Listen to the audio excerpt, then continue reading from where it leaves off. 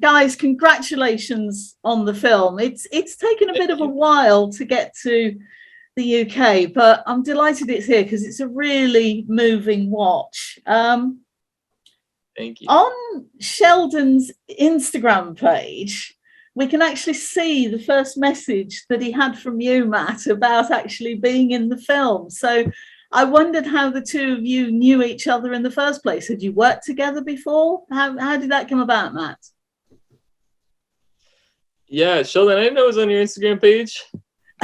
Did I like it? Yeah, you did. You're all over my Instagram page. So Sheldon and I met in 2015. We had a similar date to the one that Sam and Ben go on in the film. And 3 years later, I had finished the script and I reached out to him. He lives in Chicago. I live in New York, which is about a 10-hour drive. It's not close. And I said, hey, if you're in New York this summer, I think you'd be great for this project. And, you know, I didn't tell him anything about it. He texted me back, hey, I'm actually here right now. And do you want to grab a drink? So we met up at this bar called Syndicated, right across the street from the Stoop that we first met. And yeah, the rest is history. Yeah, and just to add to that, when we met in 2015, we still kept in contact even after, I would often go to New York to do a gig here and there and would say, hey, let's grab coffee, or do you want to check out the show that I'm in? So we've kept in contact over the 3 years between our first meeting and Matt coming up with this film. So had you always wanted to work together? Yeah. And I hadn't acted before.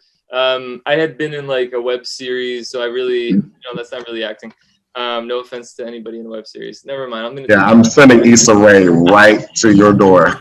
So when I was thinking about people to, play my boyfriend in the film, Sheldon popped right into my head, and I had not been out, or I had just come out. Did I just come out? No, I was not out when Sheldon and I first met in 2015. I came out 3 months later, and I remember when I came out to my mom at that Panera that you see in the film.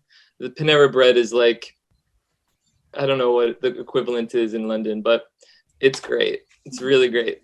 And it's a great place to come out to your mom. A lot of carbs.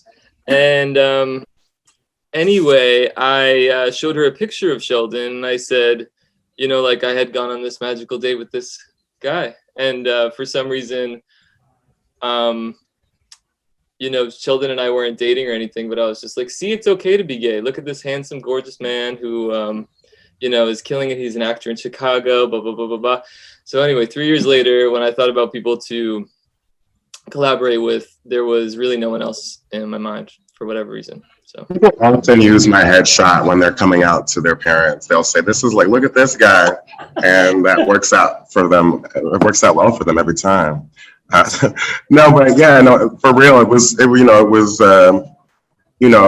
really kind of magical experience. At the same time, I just came out and downloaded Tinder and saw Matt and just happened to be in the area, and it's like, hey, let's go on this date. And then Matt, when he asked me to do this, he'd never seen me perform, right?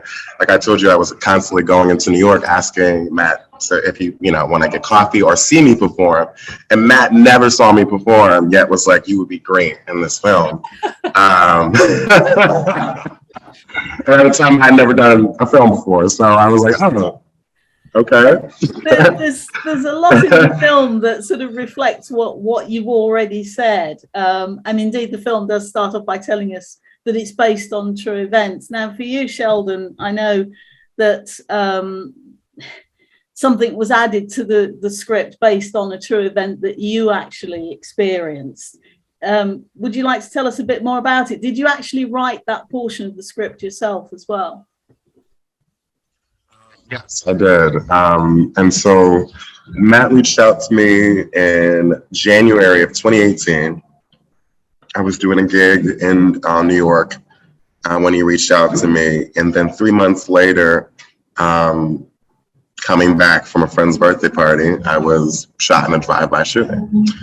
And I, at the time, did not know if I was going to be performing again, if I was going to be able to. And so when I finally had the opportunity to do that, Matt was still in contact with me, and checking to see if I was okay, if I would be interested in doing this, and like where I was physically. And we came to the determination that if I were to do this, there's no way I could do it without incorporating what I was going through, because the script had the sex scenes and just levels of intimacy that not only physically but emotionally I wasn't comfortable with because of what I was experiencing at the time.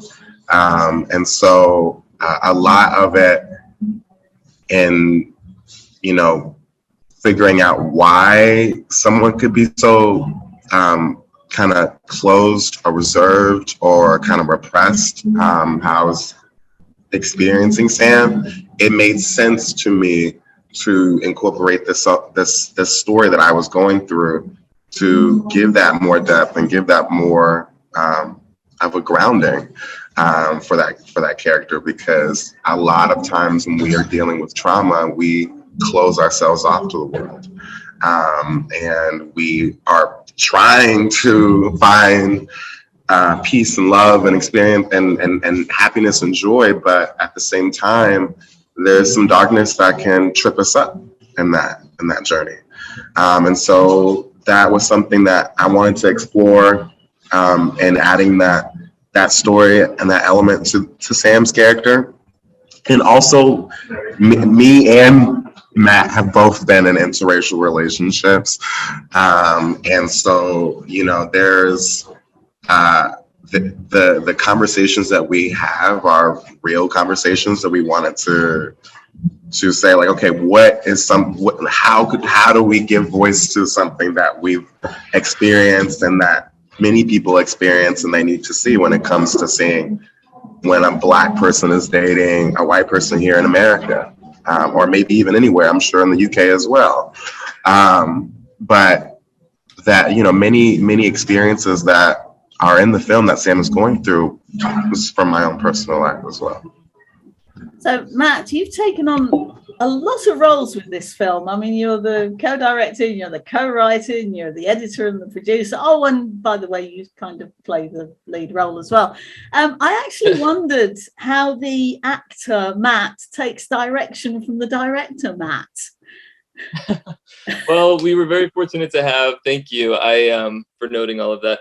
We were very fortunate to have Kieran Mulcair co-direct, and he is a friend who I met playing the same web series at some big venue. When was this? I don't know. But Kieran did a scene from Amy Herzog's The Great Godpan, it deals with something very similar. There is abuse, childhood sexual abuse, and I knew from his performance, a very haunting, deeply affecting performance, that he had gone through something similar. And so, yeah, having Kieran be a part of this was just, I wouldn't have acted without him being a part of it. So sometimes we would self-adjust, like Kieran, Sheldon and I would look at each other like, was that actually good? No, let's go again. I think I could do it better. And other times, Kieran was just always looking for the truth of the moment. So yeah, I wouldn't give myself so much credit as I did a lot of things, but I had a lot of help. So actually having that extra pair of eyes was a real benefit. Oh yeah, 100%. And having congratulated you on the film at the start, I should also say congratulations on your Spirit Award nomination, which is quite something, as it is your first screenplay and you're nominated in that category. How did you react when you heard the news? Sheldon, what about you? My agent sent me the text. I woke up in the morning, I got a text and it said, congratulations, and like, you to many more. And I was like, what are you talking about? And I saw the screenshot, and he sent me the link to the video, and I'm sorry, to have Regina Hall announce my very first award nomination is insane. Doesn't get much better, does it? No, it does not. I immediately slid into her DMs and told her, I was like, you may never receive this. Oh, absolutely. I said, you may never receive this message, but I want you to know that it is a dream come true to have one of my favorite performers announce my very first award nomination. So surreal. And you know, you dream big and you get to moments like these, and I can only think, hey, I got to dream bigger. Well, fingers crossed for the big night, and thanks very much for talking to me. It's lovely to talk to you, and fingers crossed that British audiences like the film as well. So thank you.